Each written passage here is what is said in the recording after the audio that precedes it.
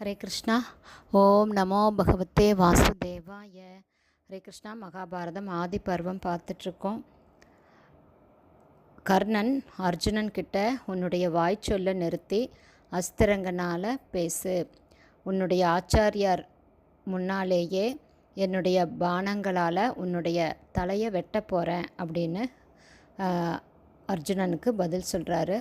இப்போவும் மக்கள் ரெண்டு சாராராக பிரிஞ்சு நிற்கிறாங்க. பெண்கள் கூட அர்ஜுனன் பக்கம் கொஞ்சம் பேரும் கர்ணன் பக்கம் கொஞ்சம் பேரும் இரண்டு சாராராக பிரிஞ்சு நிற்கிறாங்க. கர்ணனை பார்த்ததுமே அவனை தன்னுடைய மகனை தெரிஞ்சுக்கிட்ட குந்தி தேவி மயக்கமடைஞ்சு விழறாங்க. அரண்மனை செவிலியர்களை கொண்டு குந்தியின் முகத்தில் சந்தனம் கலந்த தண்ணீரை தெளித்து குந்தி தேவியின் மயக்கத்தை தெளிவித்தார் விதுரர். மயக்கம் தெளிஞ்ச குந்தி தேவி யுத்தம் செய்ய தயாராக இருக்கக்கூடிய ரெண்டு வீரர்களுமே தன்னுடைய மகன்கள் அப்படிங்கிறத தெரிஞ்சதையும் செய்வதறியாமல் திகைச்சு போய் அமைதியோட ஆழ்ந்த துக்கத்தில் அப்படியே உட்கார்றாங்க. அப்போது கிருபாச்சாரியார் எழுந்தார்.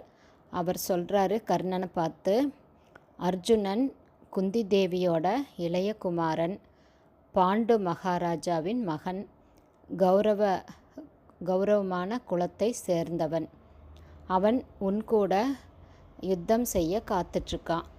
ஆனால் அதற்கு முன்னால் நீ எந்த ராஜ்யத்தின் அதிபதி அப்படிங்கிறத நீ இங்கே அறிவிக்கணும். உன்னுடைய குலத்தை தெரிஞ்சுக்கிட்ட பிறகுதான் அர்ஜுனன் உன் கூட யுத்தம் செய்ய முடியும். பெருமையில்லாத பரம்பரையில் வந்தவர்களோடு அரசகுமாரர்கள் சரிசமமாக நின்று யுத்தம் செய்ய மாட்டாங்க. அதனால் உன்னை நீ முறையாக அறிமுகம் செய்து கொள் அப்படின்னு சொல்கிறாரு. இதை கேட்டதுமே மழையில் நனைந்த தாமரையாக தன்னுடைய முகம் சுருங்கி வெட்கப்பட்டு நிற்கிறாரு கர்ணன்.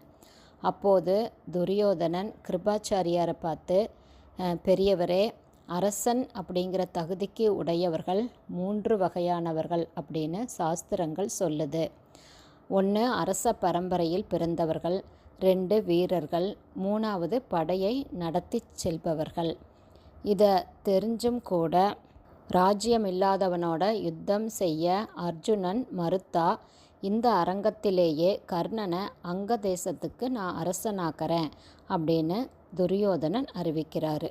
ஹரே கிருஷ்ணா. இதோட தொடர்ச்சியை நாளைக்கு பார்க்கலாம். ஹரி போல்.